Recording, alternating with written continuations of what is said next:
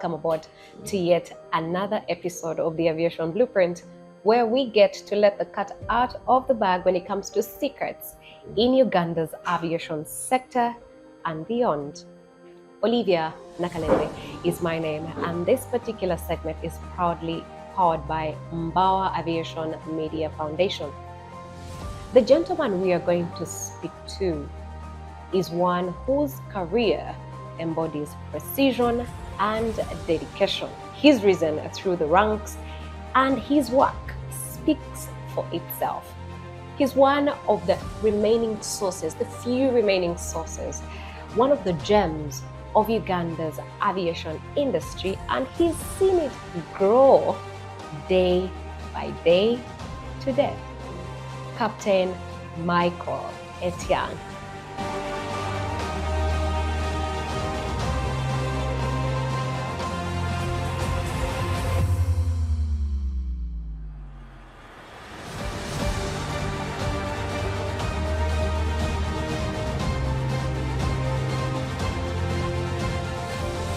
Is the gentleman I am seated with today, Captain.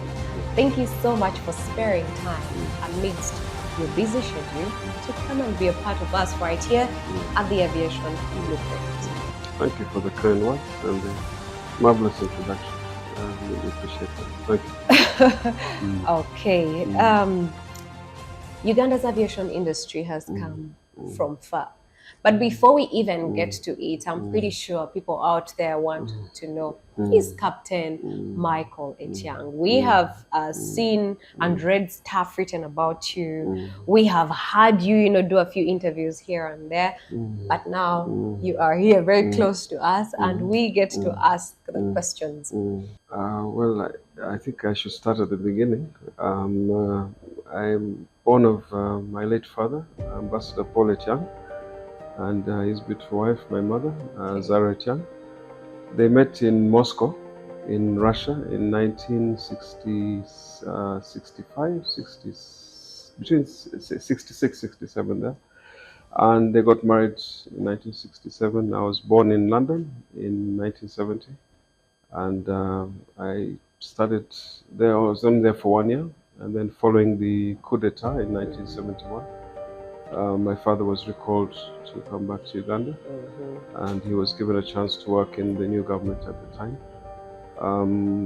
I later on got the opportunity to study abroad. I first started out, of course, in Kampala, in Nakasero Primary School, and then at age 6 I went to Kabale for about 2 years, and then my late father got an opportunity to work in the organization of African Unity, which is now known as the African Union. So the whole family shifted to Addis Ababa. I studied there for about a year, and then he wanted us to have as best education as we could.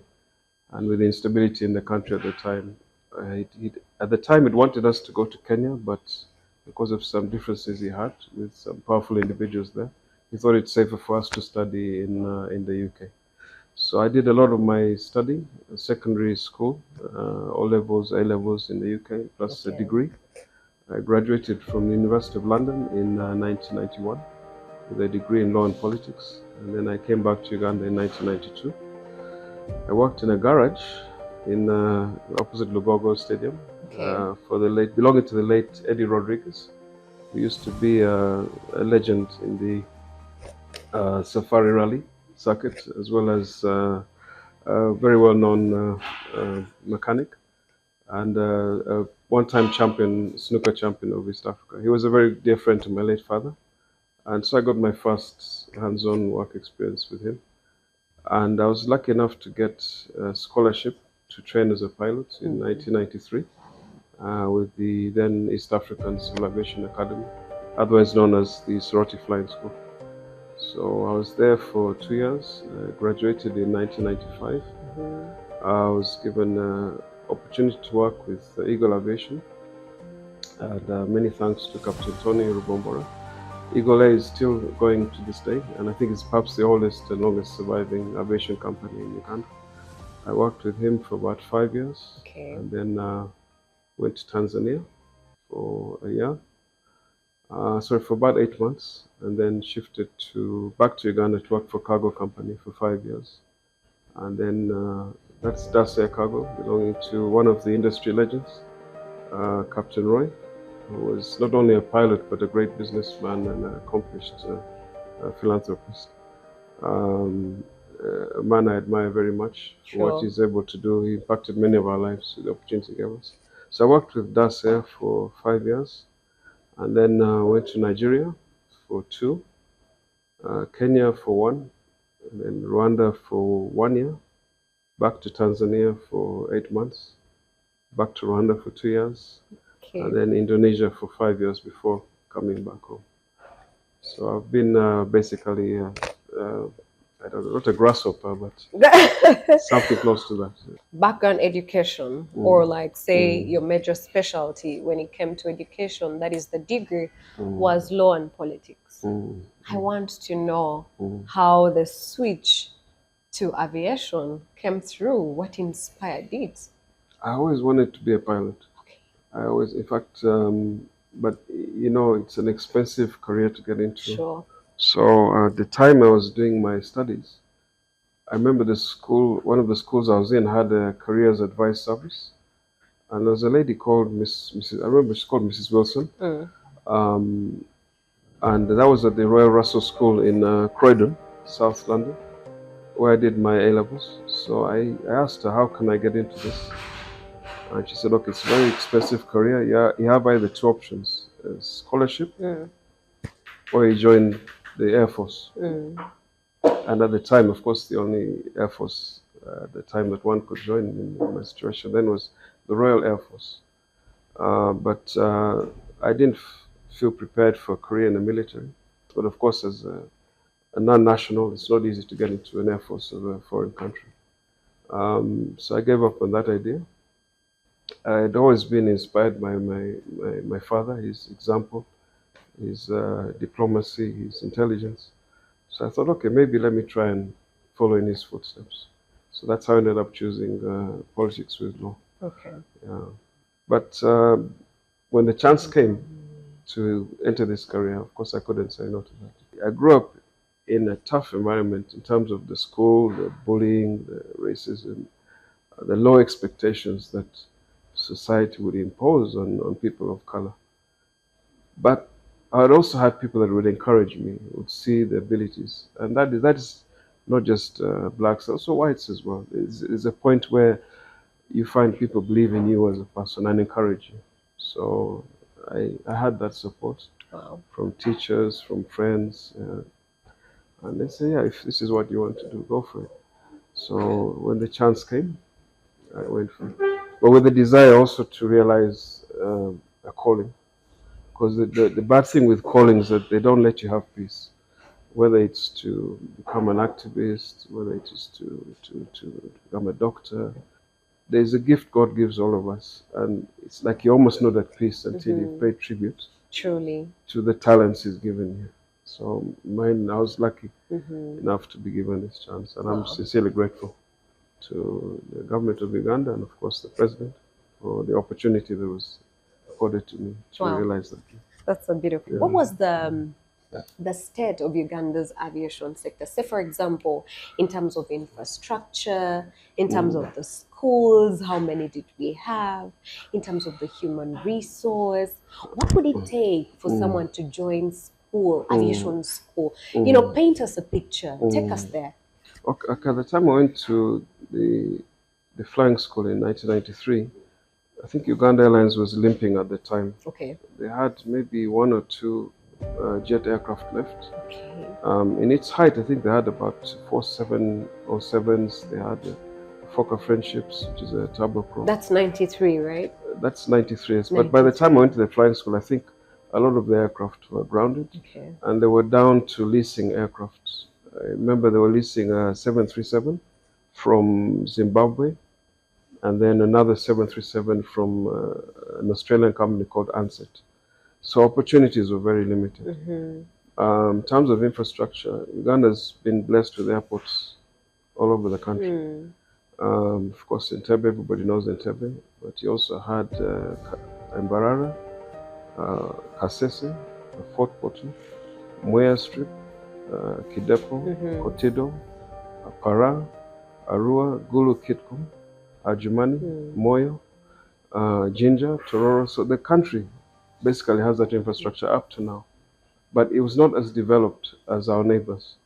So at the time when I graduated, the road conditions in the country were still quite poor, and with the insecurity, with the conflict in the north, there was a market for air travel between Entebbe and Arua.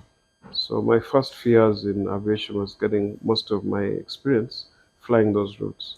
Of course, commuters, business people, NGOs, and even Bank of Uganda carrying their money between Entebbe and Arua.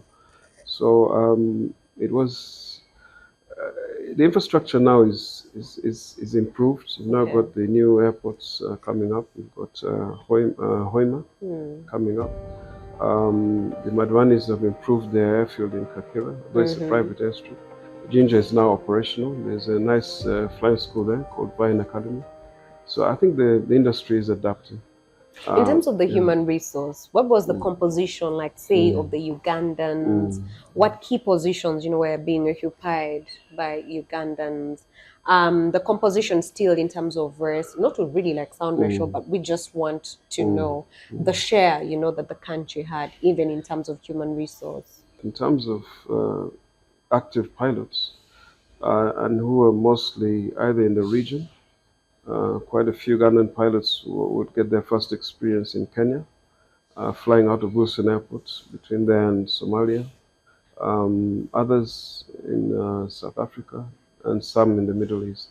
So I can't give you the exact numbers, but you have a professional class that was quite scattered, looking for opportunities elsewhere within the region or abroad. Okay. Yeah. The Uganda Airlines of old, I estimate I don't think they would have much more than 100 pilots at the most, and maybe double the number of cabin crew. Okay. Yeah. And quite a few good professionals as well. Wow. One of whom I like to pay tribute to is Captain Jack, who instructs us up to today. He teaches ground courses for us. A very seasoned, much respected elder in this industry. Would you walk us through, some of the challenges you've experienced along the way? And we'll top that up, with the opportunities and the rewards that you have, gained still along the way. Major headache I had was after graduating with a license in 1995. Like I mentioned earlier, my first job was with Eagle Aviation Uganda. At the time, they were using Kenyan registered aircraft. So in order to fly an aircraft in another state of registry, you have to have the license of that country. So for me to get my first job, in spite of having graduated in Uganda, the qualification, yes, you have to convert your license. Just like in law, you can have a certificate to practice law within, say, Uganda, but you can't just go and practice law elsewhere. I may have a license from a recognized flying school, and it may not be respected, though, in neighboring countries until you've done a conversion. So the challenge, to answer your question, the first challenge I had was to now qualify to get the Kenya license in order to fly a Kenyan registered aircraft in Uganda. Now this required me going to Nairobi and to do a conversion exam. And what made it so annoying is that the East African Civil Aviation Academy, Stroti Flying School, trained all the seasoned leading aviators from Uganda, from Kenya, from Tanzania. All of them formed the East African Airlines with one respected license from the same flying school, which I also went through. So the headache was now qualifying to get the Kenya license. And at the time, you had to do a conversion exam. And of course, the elements of not discrimination, but now corruption. The system then at the time would always find a way of failing people. So you do the exam, you say you have to receive the exam, yet you know you passed. So the headache I had was getting through that quagmire, just to be able to come back home and fly.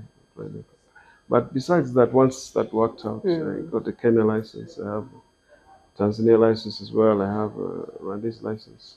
The hardest license to actually get was the Kenya one. Yeah. Okay. Any other challenges that you have experienced in your career along the way?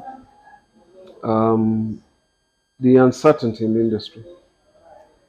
The most stable jobs I've had have actually been back in Uganda. Okay. But if I can go back to the earlier narration of my career, Sure. I mentioned all the places I've worked. So I worked, the first time I went to work in Tanzania, I'd been stable in Uganda with Eagle for 5 years. Sure. But that, again, desire to change and grow and experience something new, I traveled. So I traveled to Zanzibar. I was lucky enough to get a job there with a company called Zania. An old colleague, Captain David Kalebi, was able to connect me to someone he knew called Carl Salisbury, who was owning a company called Zania. At the time, he was also doubling as the British ambassador to Zanzibar. So he gave me an opportunity to work there. I was excited at the chance of working at the coast, and that's also the land of origin of my mother. So there's also a sentimental reason for me to try and connect with her side of the family. So the excitement of broadening one's horizons is something that you can't run away from. So when I got the chance to go there, I let go of the sense of security I had here. Now, to answer your question about the challenges, that company depended on tourism. Okay. So Zane would fly between Arusha and Zanzibar. Arusha Selu, which is the Serengeti part of, and of course further places like Mbeya and that. I joined them, I think it was August 2001, just about a month before 9/11 happened. So just as I get stable in this tour company, came back from a flight, I think it was Arusha. I went to have lunch at a place called Fisherman's Inn in Zanzibar, a nice hotel between the airport and. So there I am sitting watching CNN, and then these images of planes crashing into the World Trade Center. Barely 1 week after that, I'm being told, oh, we have to terminate your contract because tourists are being cancelled. So the challenge with the industry, as beautiful as it is, and the big lesson I learned from that is that there can be events beyond your control that can actually affect your job. So the tourism sector in flying away from home, in a world where, okay, now we've entered a new world where it's not so much terrorism, it's COVID and, other things. Okay. But at the time, the aviation was very vulnerable to world events that could, put tourists off travel. That was one challenge. But beyond that, the challenges of also being an expatriate is not easy. Most of the jobs you get time limited, and there's always an active policy for the airline to get rid of expatriates.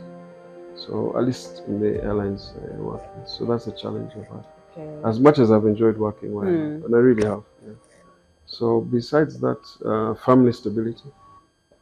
It's not easy when always on the move, yes, and then yes, you have should my wife and children suffer each time there's a change. So you have to make a sacrifice, keep them settled in one place where they're safe and happy, and then you roam around to make ends meet. Yeah.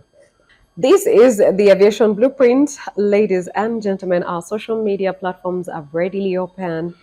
Please, please, please, we await your comments, supplements, and any feedback that you have for us to be able to make this particular show a better one. We're still hanging around with the mighty Captain Michael, and we'll be back in just a bit.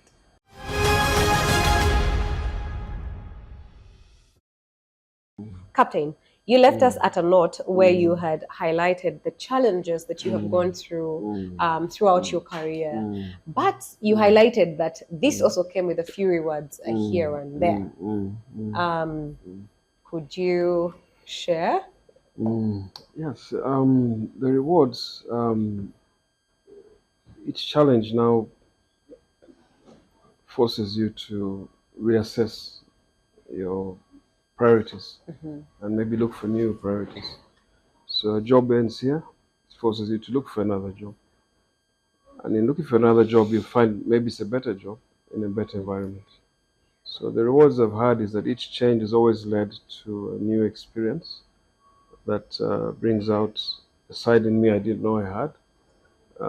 Adapting to new equipment, adapting to new environment, adapting to new cultures, meeting new friends, new people, and being engaged and having a broader sense of the industry standards and markets. So the rewards have been many. Financially, it's a rewarding career. Yes, Captain, we are It's a told rewarding pilots have a lot of money. Well, And they shortly do. before They the also show waste a lot ends. of money as well. Whatever they have, they waste. But financially, yes, it's a rewarding career. I don't deny that. Um, but the challenge is also, so going back to challenges, um, how to make good use of the blessings one has, Okay. and having the time to engage in things beyond the flight deck, beyond. Give me a living flight. example, or paint me a picture, or paint me a scenario. What do you mean by some run the risk of misusing? Like, what happens along the way? Is it because like the money is too much? It comes in one go. I'll not mention names. No, don't mention But names. But of course, some pilots are notorious for having multiple affairs. And okay. I've seen some people go down dangerous paths of getting into multiple relationships. Okay. You have your wife, you have children, you have a beautiful home, but then you get tempted. So maybe you've traveled, meet somebody, another relationship starts. Yeah. Which comes up with its own obligations. So like I said, I'll not mention names, but I will mention that there's one individual I remember that made me feel quite sad. He was an engineer from Zambia. I used to fly the DC-10, and with legendary captains like Captain Lukman, who was my former boss at Uganda Airlines. Someone again who I should pay tribute to. And who is a big player in this, has been a big player in this industry. Anyway, this gentleman, this engineer from Zambia, there's a time I started my tour of duty. And this is when I was working for Das Air Cargo. The DC-10 would have a captain, a co-pilot, a flight engineer, and a load master. So I was a co-pilot on the DC-10. So you'd start your duty in Entebbe. You fly maybe to Lusaka, and then Johannesburg, then Lagos. You rest in Lagos, and then you continue northbound to London, wherever. So coming back to this individual, and the challenge is not getting priorities right. So this is a young man, well, then he's about 40, and he had a loving family, 3 children, his wife. He'd been flying for the last 4 weeks. Now, we'd have a pattern where you work 4 weeks and you get 10 days off. So I joined the flight in Entebbe. We operated together down to Lusaka. Now that was the time for him to start his off days. But he got an envelope full of cash. He gave it to the station manager to take to his wife. But he continued with us on the flight. His tour of duty had ended for that time. It was time for him to rest for his 10 days. But he decided to continue with us because he had, his girlfriend in Lagos. Go down to Johannesburg, offloading cargo or loading cargo, fly to Lagos. And to give you an idea of the time, by the time he got to Lagos, maybe he'd been on duty easily 20 hours, something like that. That's crazy. Not on duty, but he'd been on that aircraft about 20 hours. because the flight had started in London before it came to Entebbe. And, so anyway, we reached Lagos. We all get off. Disappears with his girlfriend. No questions asked here. Just someone's decision. I mean, at the end of the day. But let me get to my point. At the end of my tour of duty, 4 weeks later, now I'm coming back to Entebbe on a flight out of Gatwick. We go to Amsterdam, and I was with another Zambian captain. Airborne out of Amsterdam for Entebbe. One of them announces our colleague is dead. No. Referring to that very same gentleman I've been telling you about. And cause of death, alcohol. I'm sorry this is vivid and maybe disturbing, but I'm trying to give the reality of what this career can do if you don't manage it well. This is a brilliant man, a funny gentleman, he had wonderful kids, but somehow you make a wrong decision. I'm not blaming the girlfriend, I don't know what goes on in relationships, but you know the power women have also over us. I mean, I'm not blaming her, but I'm saying they are where you've had everything given to you. Sure. Job, family, income. But put that aside and, you go on another path and which you don't come back from. Yet there are people waiting for you. So that haunts me. And there are other even more recent examples. There's a more recent one. I just lost an old friend just 2 months ago. Again, I won't mention names, but he's a whole captain on an Airbus as well. But I'd gone through a tough situation at work. So I don't know what happens. As glamorous as this career can look, if one doesn't get one's priorities right, and you waste the opportunities given to you, things can change very quickly. Sure. So I'm under no illusions. So I always have a humble demeanor. As much as I've been raised, I've also seen that at any one time, whether it's 9/11 happening or whether it's, I don't know, an airline going bankrupt, the whole thing can go upside down. So you have to value people, value time and the opportunity you're given, and try and get the priorities right. Sure. Flying, there are some that are made a success. Some who have less, but they use it very well. The cabin crew. That's a Cargo was a partnership between a pilot and a cabin crew member, Miss Daisy Roy. Thought she was the power behind that whole operation. Of course, Captain Roy with his technical knowledge and his networking and all of that. But the business mind, the hard work was from her. So there's some who have that energy and drive that can turn a little into a lot. And the challenge for the pilots is that when you're given a lot, then a lot can become a little. But someone who's given little can have that gift of insight and intuition and turn a little into a lot. So the industry is full of people that are going in one direction or another, having plenty today, but on a trajectory of having little tomorrow, than those that have little today, but going the other direction. Sure. So I've had a chance to meet a few prominent people as well. I had the honor of meeting our president when I had a chance to deliver the first aircraft and the Airbus as well. After delivering the first CRJs, we got an instruction to fly the widow of the late legend Julius Terre. She had come for the Martyrs' Day, so I was tasked to flying her back to Jerusalem.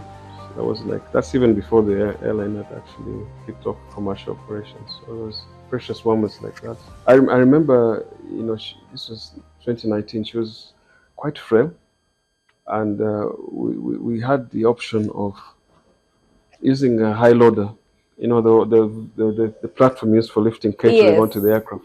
We had the option of doing that, but her dignity was such that no, she's going to use the steps. So the CRJ has like 5 steps, but they're a little bit steep. So I saw this woman with tremendous dignity and strength, but in pain, climbing those steps. You know, the knees shaking, the hands shaking, and all of us were just in awe at that kind of majesty of Okay. yeah. And of course, you could not rush that.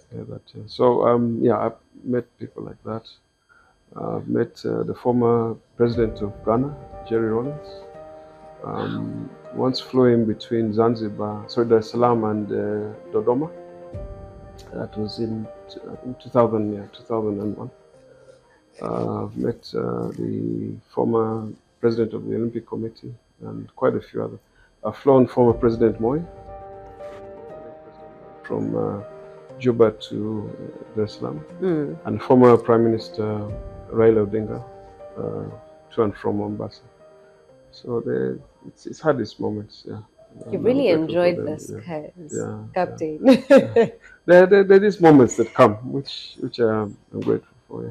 So do you like also get excited like when they say there's gonna be this big shot, the craft, Captain Etiang, you're the one. You also get excited? Of course, but those are the most difficult flights because you're so self-conscious Oh, that okay. everything has to go right, On point. and your decorum, your performance.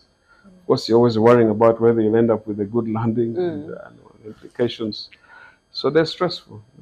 I've not had the honor yet of flying our president, but my colleagues who have gone through that stress. Oh yes, And by the way. yeah, they've done a very good job. I'm proud of them. Captain Clive, of course, and Captain Mehdi Bamayana. Young captains, yeah, Okay. young captains, but doing a very, very good job. Wow. Yeah.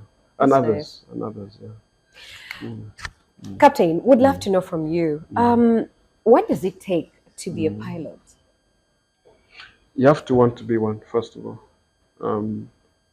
I don't want. I'm not going to say you need maths or physics and all of that. It helps to understand those subjects, but I can say you need good health, strong character, alert mind. You need patience. I need to be able to get along with people in difficult circumstances. Can you just give us a brief breakdown of all of the 5 points that you have mentioned? For example, good health. Why the good health? What's with good health? Number one, your heart, your brain, your eyes, all of these under constant stress. Wow. So at altitude, there's less oxygen up there. Yes. So the demands on your organs are higher than they would be when you're able to breathe in a normal environment and more in a confined space. So you'll encounter moments of great stress in which if your health is not in order, you could have, I'm not saying organ failure, but it has happened. There have been seasoned pilots that have died on board. It can happen. So health, very critical. Of course, eyesight is self-explanatory. Yes. Hearing, you need to hear clearly. Communications between each other, which are mostly always about something related to safety. Sure. Communications between you and the air traffic controller. If he tells you climb to 10,000 feet and you think he's told you climb to 15,000 feet, we are dead. You could pass 10,000 feet and end up in a near collision with another aircraft. Yes. So health, I can't emphasize how important it is. Stress, you need to be able to manage a lot of stress, technical, operational, attitude from your colleagues, attitude from the company, attitude from passengers. So there'll always be something that will irritate you and annoy you. But we always see the cabin crew smiling. They you do. Guys also go through They're fantastic. They're fantastic. But there's a lot of stress they go through. Okay. They deal with a lot more stress than we do as pilots. They deal with rude passengers, errant passengers, abusive passengers, and they handle medical emergencies at the same time as and when they arise. So the ability to handle stress is very important. Getting along well with others. If you're a very self-centered person and you make everything about you, you tend to alienate everybody around you, and that can impact negatively on the safety of operations. Right. Yeah. So integrity. Integrity. Yeah. Can you be trusted? Can you be trusted? With money, with expensive equipment, with a company name, So in this case, with the national name, as when you fly the national airline, all of that is at stake. So it's important to have an essence of integrity. If the flight is late, let's have the honesty to explain to the passengers why we're late. Yes. Yeah. But above all, I think the passion for what you're doing, because regardless of whether you have a flawed character or a good character, if you always love what you're doing, it will show in the way you do it and the example you give. Yes. Yeah. Captain, do you remember the first day you successfully put an aircraft in the air? What was it like? What preparation went into it? Were you excited? What happened after that? You mean my solo flight? Yes, you yourself. Tell us a story. Oh, gosh, Tell us about that day. It was around October 1993. You know, we used to have this thing in the flying school where you want to. Sorry to make. I was still in my mom's womb. My parents were thinking about having me. But to answer your question, the first time,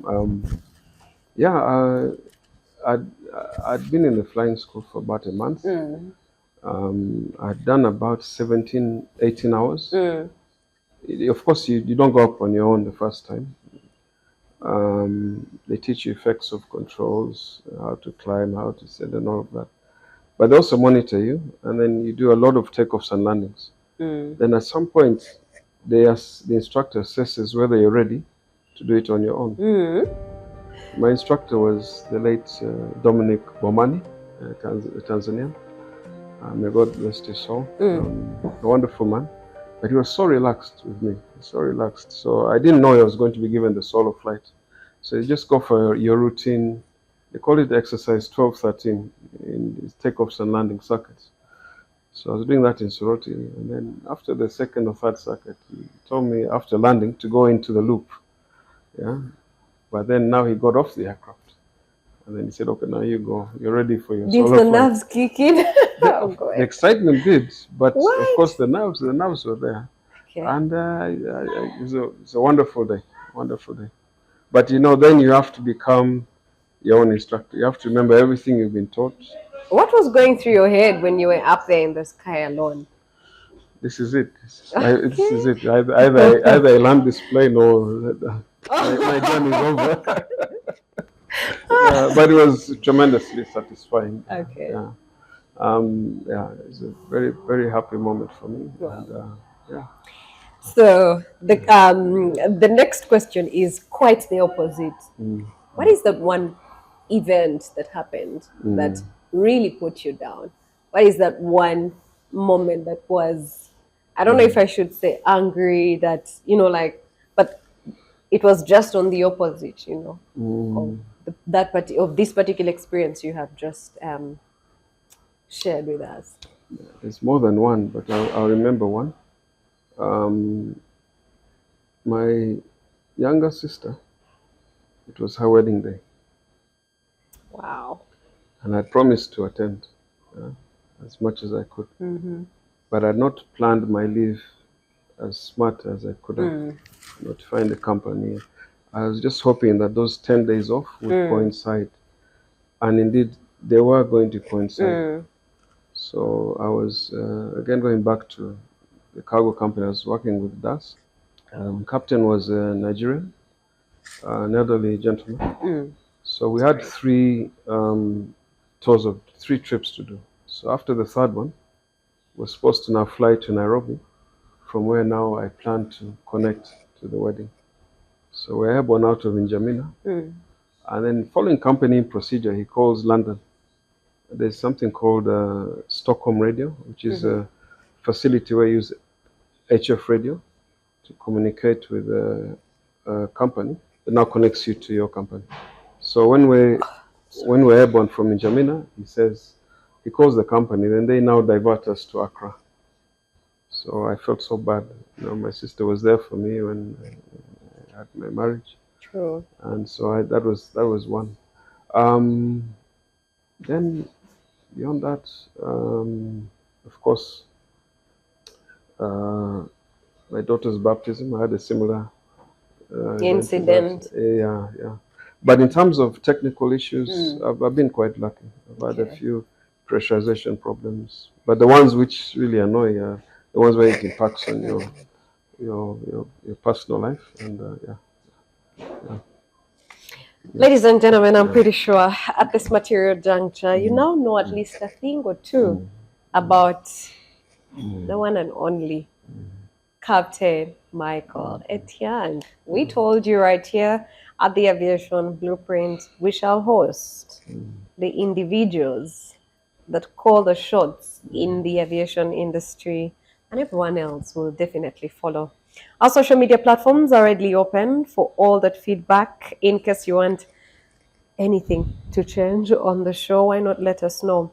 In case you want us to host this one individual that you think is actually making a mark in Uganda's aviation industry, then drop that comment right there. But also don't forget that you could get to share this particular channel with literally everyone in your circle.